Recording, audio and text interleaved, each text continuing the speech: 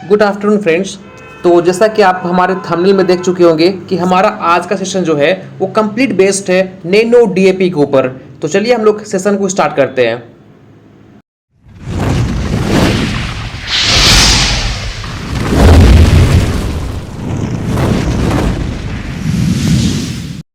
आप सब ने एक वर्ड जरूर सुना होगा, नैनो यूरिया। ठीक है, सुना आप सब ने, या आपको आपने सुना होगा, जो कि फर्स्ट लिक्विड यूरिया फर्टिलाइजर था। अगर हम बात करें कि फर्टिलाइजर में सबसे फर्स्ट ऐसा कौन सा फर्टिलाइजर है जो कि लिक्विड फॉर्म में अवेलेबल हुआ, तो वो था आपका यूरिया, जिसको हम लोग नैनो यूरिया के नाम से जानते हैं। तो होप सो इसके बारे में आपको पता होगा, लोग इसका अब यूज भी करते हैं। और नैनो यूरिया का जो प्रोडक्शन था वो 2021 में स्टार्ट हो गया था। दैट मीन्स कि वो हमारे 1 से 2 साल पहले आ चुका है। ठीक है ना फ्रेंड्स, तो चलिए हम लोग अब डिस्कस कर लेते हैं नैनो डीएपी के ऊपर। आखिर ये नैनो डीएपी है क्या?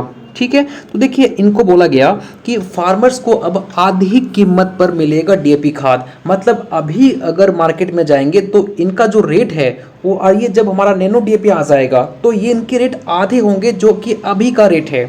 ठीक है, मतलब आपको आधे कीमत पे मिलेंगे जब ये नैनो डीएपी हमारे मार्केट्स में आ जाएंगे। और सरकार ने इनकी मंजूरी भी दे दी है।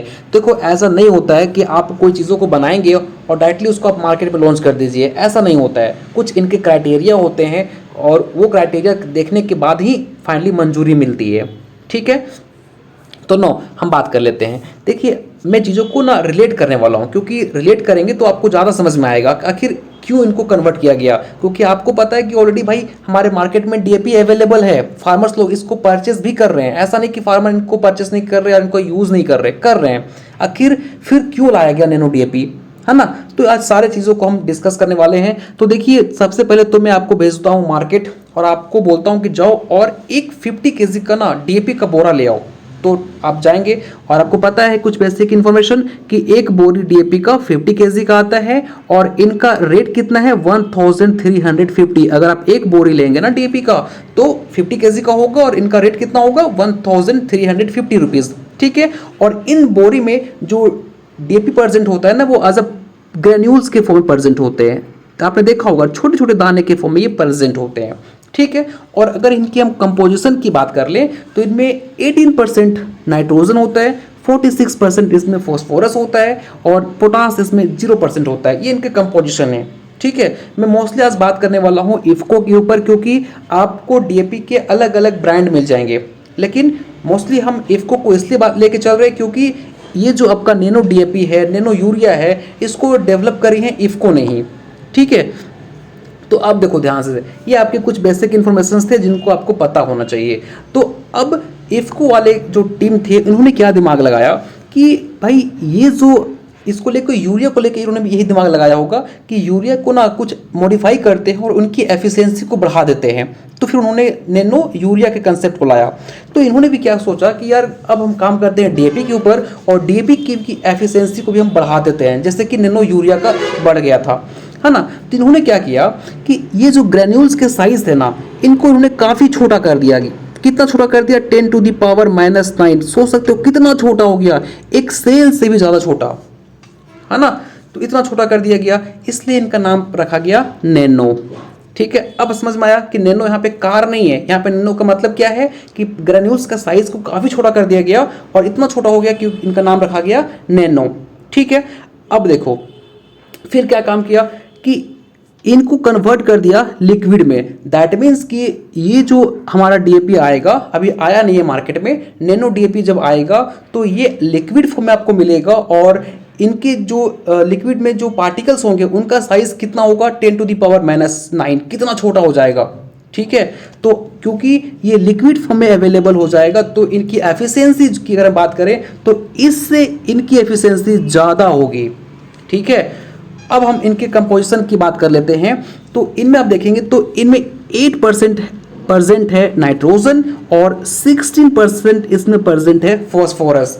अब आप कंफ्यूज हो गए होंगे कि सर आपने बोला कि इनकी एफिशिएंसी ज़्यादा है, इनकी एफिशिएंसी कम है, बट कंपोजिशन अगर हम देख रहे हैं तो इनमें तो 80% नाइट्रोजन है और इसमें 16% फॉस्फोरस है, लेकिन इसमें आप देखेंगे तो 18% नाइट्रोजन, इसमें 46% फॉस्फोरस। तो एफिशिएंसी इसका ज़्यादा कैसे हो गया? अरे भाई ज़्यादा इसलिए हो गया क्योंकि इसको हम एज अ लिक्विड फॉर्म में प्रोवाइड कर रहे हैं। अपने प्लांट्स को, अपने अर्थ को, हमारी सॉइल्स को, तो इसको हम एज अ लिक्विड फॉर्म में प्रोवाइड कर रहे हैं, तो लिक्विड फॉर्म में इनकी एफिशिएंसी है वो ज़्यादा हो जाती है। ठीक है, तो लोगों ने इसको फिर कन्वर्ट कर दिया लिक्विड फॉर्म में, और एफिशिएंसी की बात करें तो इनकी एफिशिएंसी ज़्यादा होगी एज कम्पेयर टू इसकी। समझ में आ रहा है चीज़ों को। अब हम बात कर लेते हैं, ये तो आपने बता दिया सर कि ये 50 kg का होता है, तो ये कितने का आएगा। ये जो है ना वो आपको 600 रुपीज़ का मिलेगा, और इनकी बात करें एक बोतल जो है ना वो 500 ml का आएगा। ठीक है, तो ये जो है आपको 600 रुपीज़ मिलेंगे, और ये जो बोतल है वो कितने का आएगा, तो वो ये आपके 500 ml के आएंगे, है ना। तो आपको मैं एक स्टेटमेंट दिखाया था कि किसानों को अब आधी कीमत पे मिलेंगे डीएपी खाद, तो आधा कीमत हुआ या नहीं हुआ कि यहाँ पे 600 रुपीज़ में मिल रहा है, बट यहाँ पे आपको 50 kg के लिए 1350 रुपीज़ पेमेंट करना पड़ रहा है। जस्ट आधा है या नहीं है, बिल्कुल है। एफिशिएंसी भी इसकी ज़्यादा है।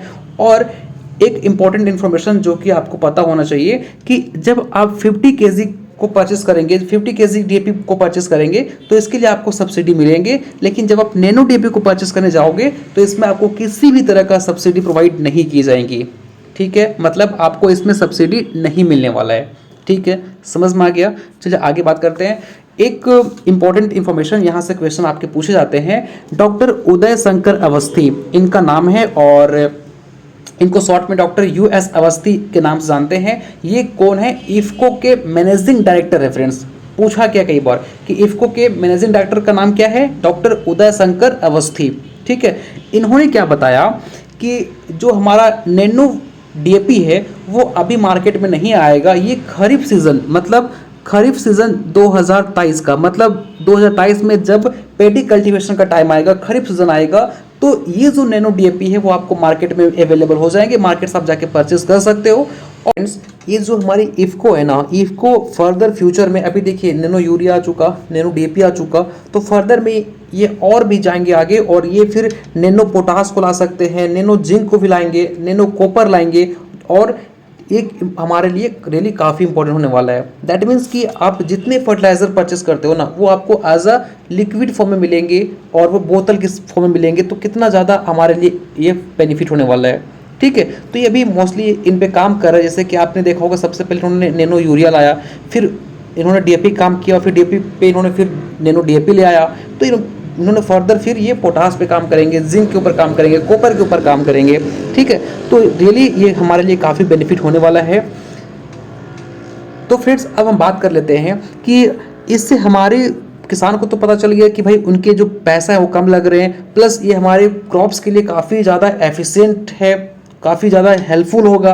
तो आखिर हमारे गवर्नमेंट को इससे क्या बेनिफिट होने वाला है? तो आपको पता है कि जो हमारे यहाँ कुछ ऐसे फर्टिलाइज़र हैं जो कि मैन्युफैक्चर नहीं होते, इनको हमको बाहर से इंपोर्ट करना होता है, और ये जब ये बाहर से इंपोर्ट होकर आते हैं तो इनको रियली काफ़ी ज़्यादा इनके चार्ज होते हैं, काफ़ी ज़्यादा इंडिया का पैसा उसमें लग जाता है ना, आपके फर्टिलाइज़र्स में। तो क्योंकि इफ्को जो है वो इंडिया की ही कंपनी है, और जब इफ्को इस तरह के फर्टिलाइज़र को डेवलप करेगा तो रियली हमारे फार्मर्स को, हमारे जो इंडिया के पैसे हैं वो बच जाएंगे, बाहर से हमको फर्टिलाइज़र को इंपोर्ट नहीं करवाना पड़ेगा। जबकि कुछ हम एक्सपोर्ट भी करेंगे तो इससे हमारी अर्निंग ही बढ़ेगी, तो इससे हमारे गवर्नमेंट को रियली फ़ायदा होने वाला है। ठीक है ना। तो फ्रेंड्स होप सो आपको समझ में आया होगा कि नैनो डीएपी क्या है, क्या इनके बेनिफिट्स हैं, और ये कैसे काम करेगा। तो फ्रेंड्स मिलते हैं नेक्स्ट वीडियो में। Thank you so much.